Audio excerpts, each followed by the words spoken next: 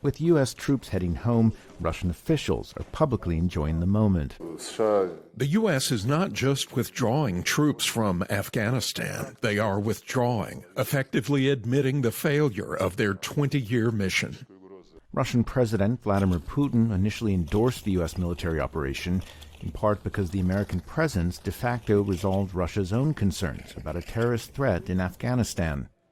But with the U.S. now on its way out, analysts say the Kremlin is openly worried that renewed fighting and masses of refugees could spill over into neighboring Central Asian nations, allowing Islamic extremism to spread in a region traditionally under Moscow's sway. Thinking about its own security, Russia has absolutely no choice but interfere in Central Asian republics in case the situation there will be unstable. In recent days, Russian officials hosted Taliban representatives for talks in Moscow, with both sides seeking security guarantees. Taliban negotiators claim their fighters now control 85% of Afghan territory, but ruled out attacks on Russian military allies like Tajikistan, with whom Moscow shares a collective security agreement. Yet already several thousand people have streamed across the border amid clashes with Afghan government troops.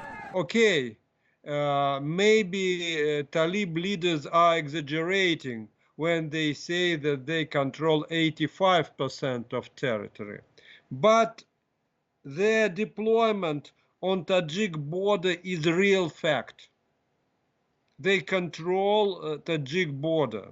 Meanwhile, political observers at home have been quick to point out the irony of the Kremlin negotiating with a group it officially deems a terrorist organization, even as it cracks down on Russian opposition groups like Alexei Navalny's Anti-Corruption Foundation and what many see as a similar extremist pretext to ban members from fall parliamentary elections. Navalny and his followers would never be allowed to gather in Moscow.